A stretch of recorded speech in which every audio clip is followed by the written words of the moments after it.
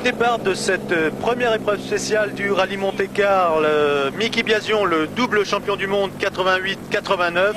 Une épreuve spéciale que vous connaissez bien, Jean Ragnotti, puisque vous avez eu l'occasion de la faire plusieurs fois avec Roger Zabel. Alors comment se présente-t-elle cette épreuve spéciale? Eh bien, elle est totalement sèche, donc les pilotes vont tous partir avec des gommes slick, des gommes les pneus lisses, et avec les plus tendres possibles, parce que 2 km 200, il faut qu'ils aient le temps de chauffer, et donc c'est très court. Et c'est parti pour Mickey Biasion. Mickey Biasion, le champion du monde en titre, qui a 32 ans, qui est italien. Alors, c'est une épreuve spéciale assez rapide, hein, Jeannot? Assez rapide, je pense qu'ils vont faire plus de 100 de moyenne. Là, ce sont des virages qui sont en troisième aux alentours de 90 km/h, 100 km/h. Et vers la fin, c'est du 200 km/h pratiquement. Bon, on sait que la Lancia est très compétitive sur toutes les routes du championnat du monde. Elle fait 330 chevaux, elle pèse 1200 kg. Est-ce que c'est un parcours qui lui convient, là? Je pense que dans l'ensemble, Lancia a un petit avantage en ce qui concerne l'asphalte, le terrain sec, par rapport à Toyota qui est un peu moins à l'aise sur des terrains secs. Là, on voit au ralenti Mickey Biasion qui aborde une partie un peu plus serrée de cette épreuve spéciale. Et là, on négocie à quelle vitesse, Jean? 90 km/h, les virages les plus serrés. Là, maintenant, il arrive dans une portion qui va devenir de plus en plus rapide jusqu'à l'arrivée. Et il y a encore ce dernier virage pratiquement à gauche serré. Après, ça sera en cinquième jusqu'à l'arrivée. Voilà, ce sont les 500 derniers mètres. Et là, ils atteignent des vitesses lors de 200 km/h. Hein. Voilà, là, c'est tout à fait. Il vient de mettre la cinquième, là. Et là, c'est 190 à peu près. Avec un virage très délicat, le dernier virage de cette épreuve spéciale. Et c'est là qu'on risque peut-être d'avoir des surprises, Jean, non? Voilà, il a passé une arrivée. Oui, on arrive très très vite. Et il y a un gros freinage. Et pour moi, c'est le virage le plus piège de cette spéciale-là. 1 minute 31 secondes, 89 centièmes, je crois. Pour Mickey Biasion, vous avez vu ici la roue arrière gauche complètement levée. Oui, parce que la voiture est complètement posée sur le train avant, avec beaucoup de braquage, et ce qui fait que l'arrière se déleste un petit peu. Voilà, Mickey Biasion à l'arrivée de cette épreuve spéciale. Biasion qui a un coefficient de réussite impressionnant. Et c'est parti pour le numéro 2, l'Espagnol Carlos Sainz. Sainz qui est la révélation de la saison dernière. Sainz qui est un pilote qui fait partie des pilotes les plus rapides du championnat du monde, hein, Jeannot. Oui, pour moi, c'est la valeur sûre des années qui arrivent là, et je crois qu'il va nous surprendre pendant ce rallye. On peut penser peut-être que la Toyota n'est pas aussi performante sur le sec que la Lancia, non? Un tout petit peu moins agile que la Lancia, effectivement. Je crois qu'il aurait préféré un terrain un peu plus enneigé, mais le pilote lui-même peut faire la différence tellement que c'est un très bon, bien que Biasion soit aussi un très bon. Oui, je crois que vous considérez Carlos Sainz comme un des meilleurs pilotes du lot, non? Très jeune, un pilote qui a beaucoup d'avenir, pas tout à fait dans le même style que Biasion. Biasion est aussi des grandes valeurs des années qui viennent de s'écouler et encore pour quelques années, mais c'est un pilote plus sûr, je dirais, peut-être Biasion. Oui, Biasion gère mieux ses courses, il court peut-être un peu plus intelligemment que tous les jeunes qui lui courent après, dont fait partie par exemple Didier Auriol. Ici, la Toyota aborde les 500 derniers mètres, donc la partie la plus rapide de l'épreuve. Et je pense que Carlos Sainz ne devrait pas être loin du tout du temps réalisé par Mickey Biasion. Le dernier virage, et je pense que Sainz va réaliser le meilleur temps. Ah, c'est juste. Si, 1:30-43 pour Carlos Sainz, c'est mieux que Mickey Biasion. Christian, je te l'avais dit. Hein. Ah, tout à fait, Jeannot, tu as été un visionnaire. Sainz au volant de la Toyota qui confirme bien qu'il est un des pilotes les plus rapides du monde. Sainz que vous avez bien connu quand il courait sur des Renault.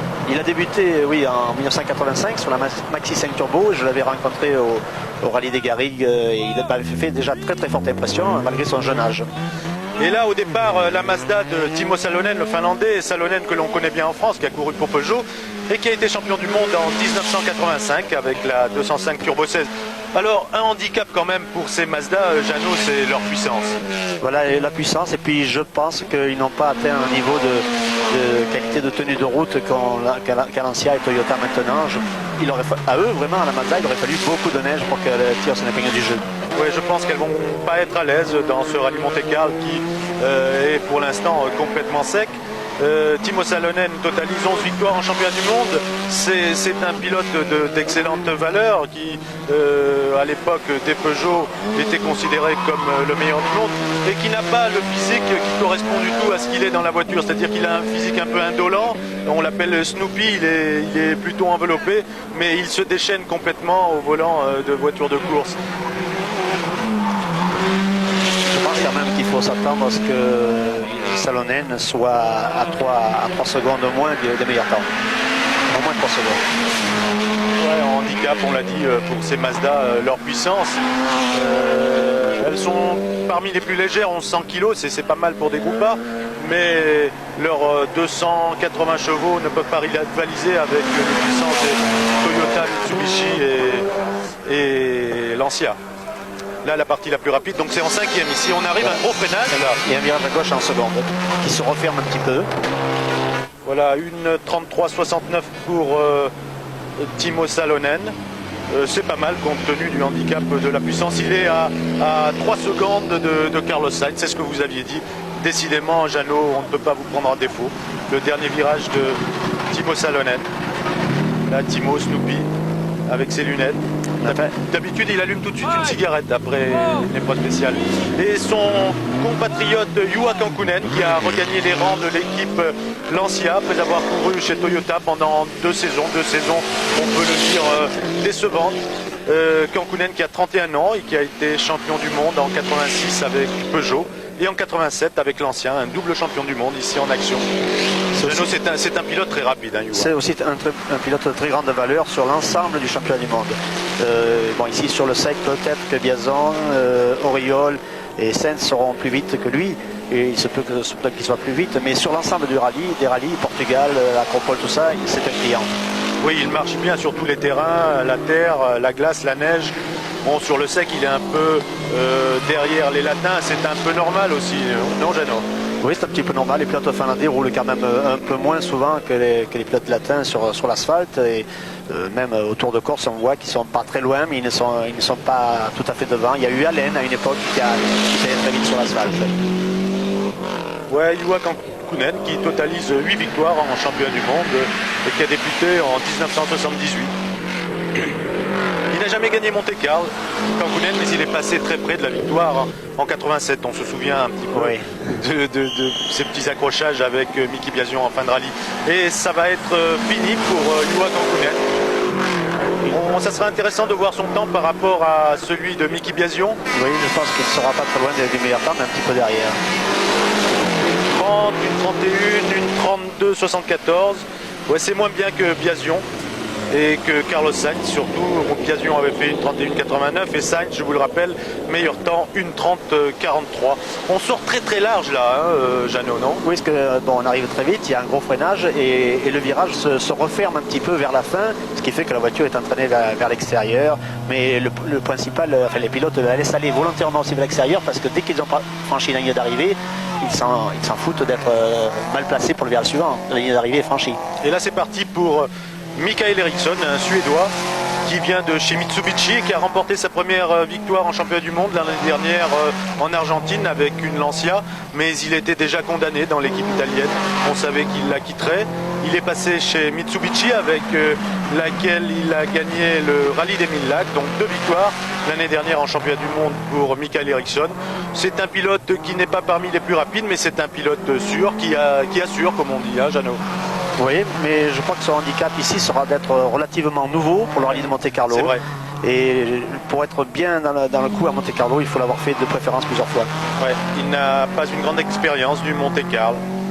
Il a terminé, Mikael Eriksson, 4e du championnat du monde l'an dernier, à égalité de points avec Auriol.